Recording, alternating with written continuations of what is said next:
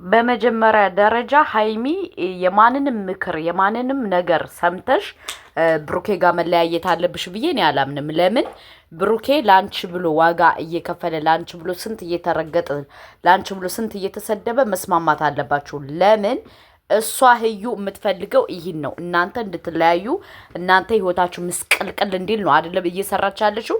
ስለዚህ አንቺ ለምንድን ነው የህዩን እና ሀይሚዬ እሱ ላንቺ ብሎ እየተረገጠ ላንቺ ብሎ ዋጋ እየከፈለ እኛ ራሱ ላንቺ ብለን ታመን ስንት ዋጋ እየከፈልንልሽ ለምንድን ነው ዛሬ አንቺ እንለያይ ምናምን ምናምን የምትይ? ሁለተኛ ደግሞ እነጋሽዬ ያመኑት ብሩኬ ጸባይ ያለው ልጅ ጥሩ ልጅ ስለሆነ ነው አይደለ? ስለዚህ አንቺ አጋልጠሽ ለነሱ መስጠት አይጠበቅብሽም። ለነማን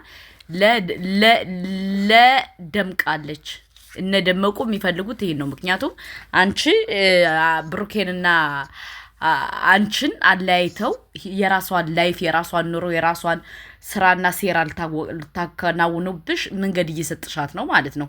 ስለዚህ ከቻልሽ ሀይሚ የማንንም ምክር አትስሚ። ገባሽ? ማንም ማለሽ ከብሩኬ መተው የለብሽም። ምክንያቱም እሱ እኮ ለአንቺ ብሎ ነው እጁን ያነሳ አይደል? እሷን የመታት እንኳን አይደለም 40 ጊዜ በመታት እኔ ደስ ነው የሚለኝ። ምክንያቱም እሷ ክብር የሌላት ሴት ናት። ገባሽ? ከመሀል ከሰው ትዳር ገብታ እየበጠበጠች አለው።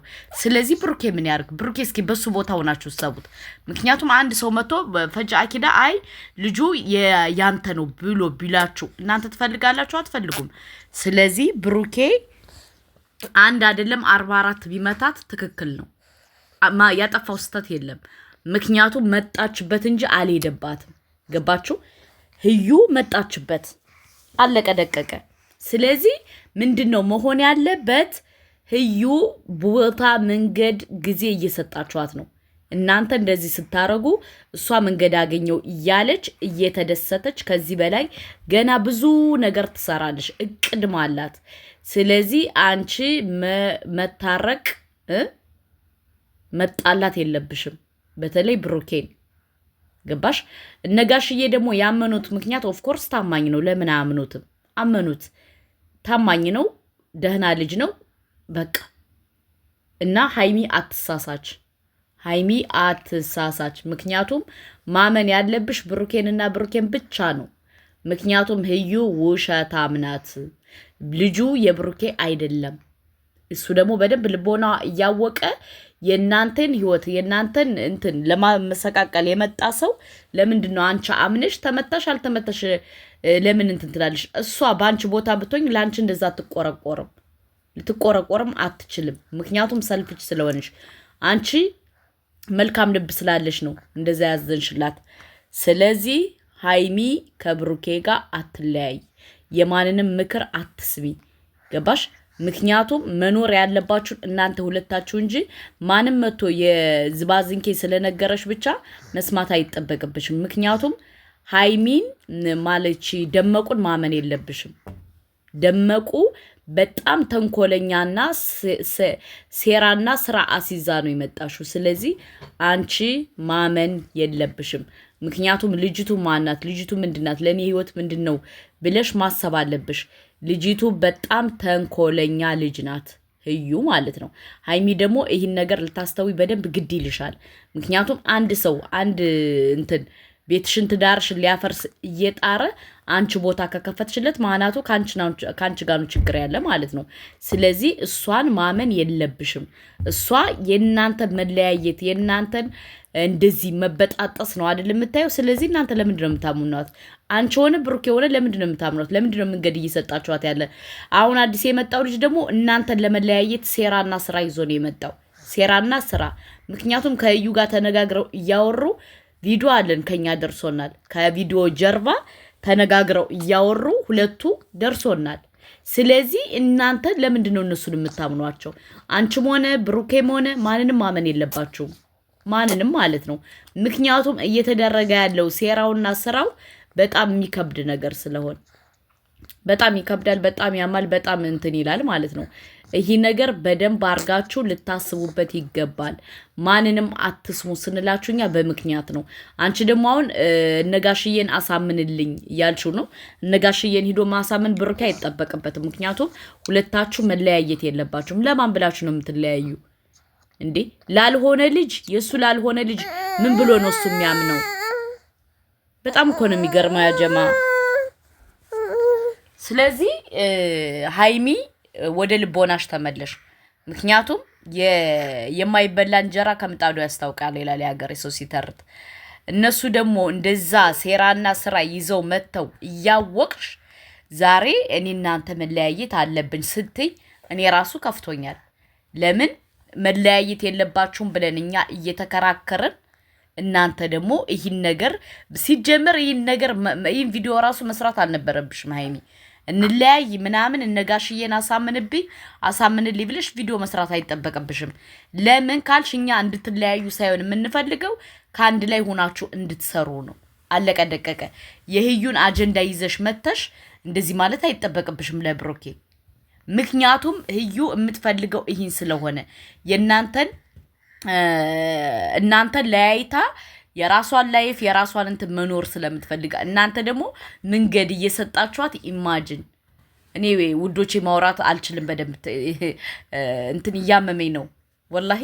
ግን እናንተ መንገድ እየሰጣችኋት አይዞሽ የምትሏት ከሆነ ማናቱ በደንብ አትተዋወቁም ማለት ነው። እኔ የገባኝ ነገር አሁን ምንድነው ከሀይሚ ማናቱ በደንብ አይተዋወቁም። በደንብ ቢተዋወቁትማ በብሩኬ ኮንፊደንስ ይኖራት ነበር። ኖ ብሩኬ እንደዚህ አያረግም ትል ነበር። ስለዚህ ሀይሚ ወደ ልቦናሽ ተመለሽ። አሁን አንቺ እልህ ይዞሻል። እልህ ይዞሻል። እልህ ደግሞ ምላጭ አስውጣል። ስለዚህ አንቺ ማድረግ ያለብሽ አይ ብሩኬ አያረግም፣ ልክ እንደባለፈው ብሩኬ አያረግም ብለሽ ከብሩኬ ጎን ነው መቆም ያለብሽ እንጂ አንቺ የእሷን አጀንዳ የእሷን እንትን ከተቀበልሻትማ እሷ እኮ የምትፈልገው ይህን ነው። ሁለታችሁን ለያይታ እንትን ለማለት ነው የመጣችሁ። ይህኛው ደግሞ ባልተብየው ደግሞ የመጣው ደግሞ ውሸት ከካሜራ ጀርባ ህዩና እሷ ተገናንተው ያወሩበት ቪዲዮ አለ፣ ደርሶናል ለኛ። ገባችሁ? እና አንቺ ለማንን ነው የምታምኝ? እነሱ ተነጋግረው በደንብ ተንኮል ይዘው መጥተው የእናንተን ህይወት ለማመሰቃቀል እየሰሩ እናንተ ለምንድን ነው ሰው የምታምኑ? አንቺም ሆንሽ ብሩኬም ሆነ ለምንድን ነው የምታምኑ?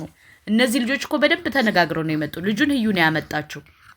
ስለዚህ እናንተ መስማት አይጠበቅባችሁም። ከቻልኩን ቪዲዮውን አስገባላችኋለሁ ማለት ነው።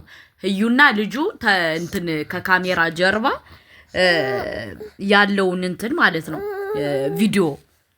ስለዚህ ሀይሚ መስማት የለብሽም፣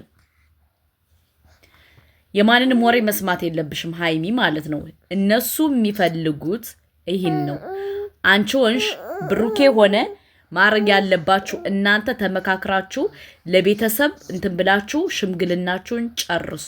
አለቀ ደቀቀ። ምክንያቱም እነሱ አራዳ እናንተ ሞኝ እየሆናችሁ ነው አሁን። ለምን እነሱ በብልጠት ማለት በቃ በደንብ አድርገው አስበውበት ተነጋግረው ነው የመጡት። ገባችሁ?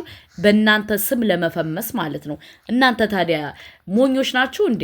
እንለያይ መለያየት አለብን ብላችሁ ቪዲዮ የምትሰሩ ለእነዚህ ሰዎች መንገድ መስጠት የለባችሁም። ለምን እነሱ በደንብ አድርገው ተክነውበት ነው የመጡት። በደንብ መረጃ ሰብስበዋል። በደንብ መረጃ ይዘዋል።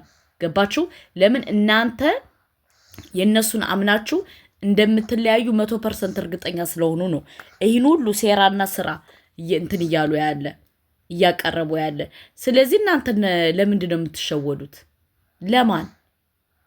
ለማን ብላችሁ? እና ይህ ነገር መሆን የለበትም። ሀይሚ ወደ ልቦናሽ ተመለስ። ብሩኬም ደግሞ በቃ ይቅርታ ጠይቃት። በደንብ ግን ይቅርታ ስጠይቃት በቤተሰብ በምናምን አድርገ ይቅርታ ጠይቃት። አለቀ ደቀቀ። ምክንያቱም አጥፍታል። ጥፋቱ ምንድን ነው? ያው አስረግዛል የሚለውን አይደለም ያጠፋኸው ምንድን ነው? ኦር አላቅሽም ብለ ሽምጥጥ ማድረግ ነበረብህ። ልጅቱን በባለፈው የልብ ስትሰጣት ነበር። አንተ ማን ህዩን ገባ? ያን ነገር ነው ስተትህ። ስለዚህ ያንን ስተትህ ደግሞ አምናሃል። አንተ ደግሞ አሁን ማድረግ ያለብህ ምንድን ነው? በቃ ከልብ ሀይሚን ይቅርታ ጠይቃት። ምክንያቱም የማይበላ እንጀራ ከምጣዱ ያስታውቃል ይላል ያገሬ ሰው። አንተ ማድረግ ያለብህ ይህን ነው። እኔ ማለት እንደ እህት ነው ምመክርህ። ምክንያቱም እቺ ልጅ ምንድነው ስራዋ ማናት ብለህ ማጣራት አለብህ። ለአንተ ተንኮል ሴራና ስራ ይዛልህ ስትመጣ አንተ ማመን የለብህም። እዚህ ላይ ተሳስተሃል ብሩኬ። ያንን ነው ይቅርታ እንድጠይቃት የምንፈልገው ሀይሚን እንጂ ከዛ ውጭ አጥፍተሃል ብዬ እኔ እምልበት ነገር የለኝም። ለምን ብሩኬንና ሀይሚን እኔ ለያይቼ ማየት አልፈልግም። ገባችሁ? ይህን ነው የምላችሁ። በዚሁ አጋጣሚ ሰብስክራይብ፣ ላይክ፣ ሼር እያደረጋችሁ ሀሳብ አስተያየታችሁን ኮሜንት አስቀምጡ። ሰላም አለይኩም ወራህመቱላሂ ወበረካቱ።